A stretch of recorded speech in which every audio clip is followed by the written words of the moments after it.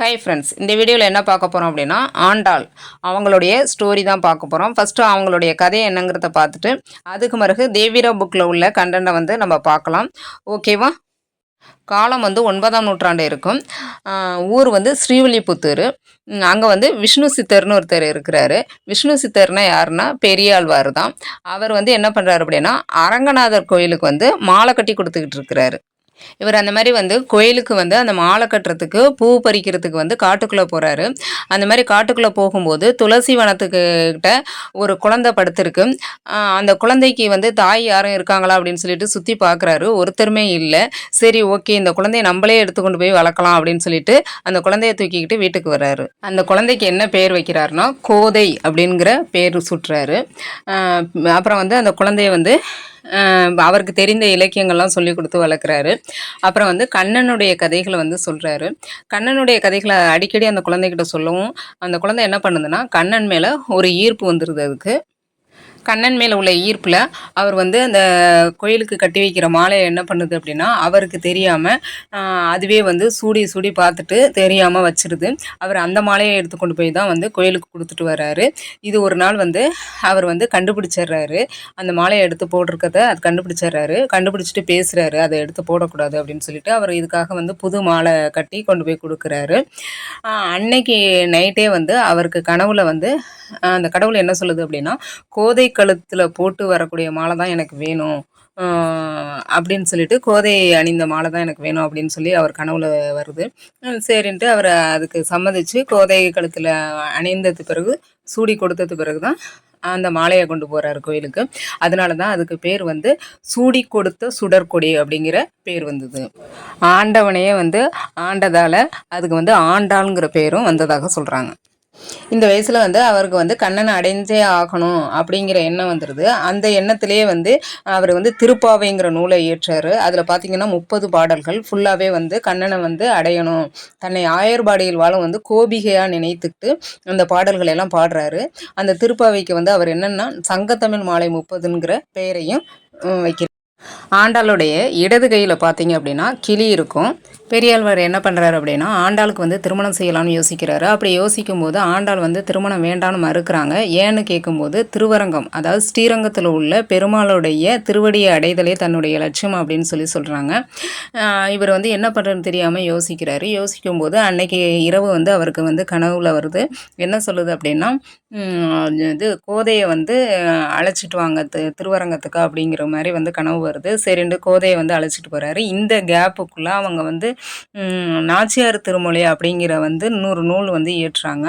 அது வந்து என்னென்னா ஃபுல்லாக வந்து காதல் மிகுந்த பாடல்களின் தொகுப்பு தான் அது.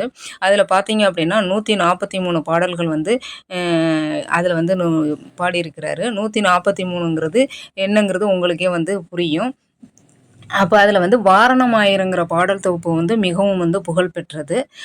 அதில் பார்த்தீங்க அப்படின்னா இந்த நூல் வந்து வடமொழியில் ஜெயதேவர் எழுதிய கீத கோவிந்தங்கிறது அந்த நூலை தழுவி தான் வந்து அந்த பாடல் வந்து இயற்றுறாங்க. ஓகே, இப்படி அவரை வந்து அழைச்சிக்கிட்டு வர சொல்லவும் இவர் வந்து அங்கே அழைச்சிட்டு போகிறாரு திருவரங்கத்துக்கு. அங்கே அழைச்சிக்கிட்டு போனதும் அந்த கருவறைக்குள்ளே போனதும் ஆண்டாள் என்ன பண்ணுறாங்க, அந்த சாமியோட சாமியை கலந்துடுறாங்கங்கிறது ஆண்டாள் ஸ்டோரி. இப்போ ஸ்டோரி முடிஞ்சிருச்சு. ஒரே ஒரு இன்ஃபர்மேஷன் மட்டும் சொல்லிக்கிறேன். என்ன அப்படின்னா ஸ்ரீவில்லிபுத்தூர்லேருந்து திருப்பதிக்கு புரட்டாசி மாதம் இன்னமும் ஸ்ரீவில்லிபுத்தூரில் உள்ள ஆண்டாள் கழுத்தில் உள்ள மாலைகள் வந்து புரட்டாசி மாதம் வந்து திருப்பதிக்கு போகுமா. அங்கேருந்து திருப்பதியிலேருந்து மார்கழி மாதம் அவர் கழுத்தில் உள்ள மாலைகள் வந்து ஸ்ரீவில்லிபுத்தூருக்கு வருமா. ஆண்டாள் கழுத்தில் அதை அணிவாங்க அப்படிங்கிறது வந்து மரபாக இருந்துகிட்டு இருக்கு. ஓகேவா? ப்ரீவியஸ் இயர் கொஸ்டினில் கேட்ட கொஸ்டின், இறைவனுக்கும் ஆண்டாளுக்கும் திருமணமான இடம். ஆன்சர் திருவரங்கம். ஓகே, இந்த கொஸ்டின் வந்து நம்ம ஸ்டோரியிலே பார்த்தோம். அடுத்த கொஸ்டின் பாருங்கள். சரியான பதிலை தேர்வு செய்க. இது ஆண்டாள் பற்றிய கூற்றுக்கள் அனைத்துமே சரிதான். சூடி கொடுத்த சுடற்கொடி அப்படிங்கிறது பார்த்தோம். விட்டுணு சித்தன் என்பவரின் வளர்ப்பு மகள், அதான் வந்து பெரியாழ்வார் வளர்ப்பு மகள்னு பார்த்தோம். திருப்பாவைக்கு ஆண்டாள் வைத்த பெயர் சங்கத்தமிழ் மாலை 30, இதுவும் பார்த்தோம். நாச்சியார் திருமொழி ஆண்டாள் பாடியது, இதுவும் பார்த்தோம். ஓகேவா? வந்து நான் எங்கேருந்து இதை எடுத்திருக்கேன் அப்படின்னா தேவிரா புக்கு தமிழ்நாடு கவர்மெண்ட் மெட்டீரியல் இன்டர்நெட்லேருந்து பாதி இன்ஃபர்மேஷன் வந்து தொகுத்துருக்கேன். மொத்தம் 3 இதுலேருந்து வந்து தொகுத்து கொடுத்துருக்கேன் இது. ஓகே, அவங்க வந்து நம்ம இந்த ஸ்டோரியில் சொன்ன எல்லாமே இந்த கண்டென்ட்டில் வந்து கவராக இருக்கும் ஸ்டோரியில். அதனால் வந்து ஜஸ்ட்டு ரீட் அவுட் பண்ண தான் போகிறோம். ஆண்டாள் வந்து ஊர் வந்து ஸ்ரீவில்லிபுத்தூர், 9ஆம் நூற்றாண்டு. இவங்க அம்சம் பேர் என்ன அப்படின்னா பூமகள் அம்சம். விஷ்ணு சித்தர் தான் அவருடைய வளர்ப்பு மகள். விஷ்ணு சித்தர்னா யார் அப்படின்னா பெரியாழ்வார். அதை தான் வந்து கொஸ்டினில் வந்து விஷ்ணு சித்தர்னு கேட்டிருப்பாங்க. அடுத்து துலாய் வனத்தில் கண்டெடுக்கப்பட்டவன். துலாய்னா துளசி வனத்தில். பெரியாழ்வார் ஆண்டாளுக்கு இட்ட பெயர் வந்து கோதை. ஆண்டாள் சமேத அரங்கநாதர் கோயிலுக்கு தான் வந்து இந்த பெரியாழ்வார் வந்து மாலை கட்டி கொடுக்குறாரு. அது இது வந்து அது ஆண்டாள் வந்து சூட்டி கொடுத்ததுனால தான் அவங்க வந்து சூடி கொடுத்த சுடற்கொடின்னு பார்த்தோம். அடுத்தது வந்து இறைவனுக்கு மனைவி ஆனதால் இவங்க வந்து நாச்சியார்னு அழைக்கப்படுறாங்க. ஆண்டவனையே இவங்க வந்து ஆண்டதால் ஆண்டாள்னு பேர் வந்துச்சு.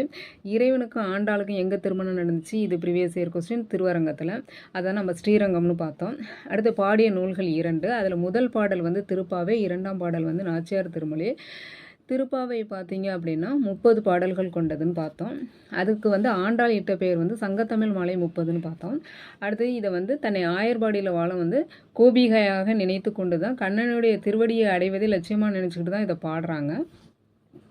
அடுத்தது திருப்பாவையே வந்து வேதம் அனைத்திற்கும் வித்துன்னு சொன்னவர் யார் அப்படின்னா ராமானுஜர். அடுத்தது வந்து நாச்சியார் திருமொழி. இதில் வந்து 143 பாடல்கள் இருக்குது. இது ஃபுல்லாகவே வந்து காதல் மிகுந்த பாடல்களின் தொகுப்புன்னு சொல்கிறாங்க. இது வந்து தமிழர் திருமண முறைக்கு சிறந்த எடுத்துக்காட்டு இந்த நூல்னு சொல்கிறாங்க.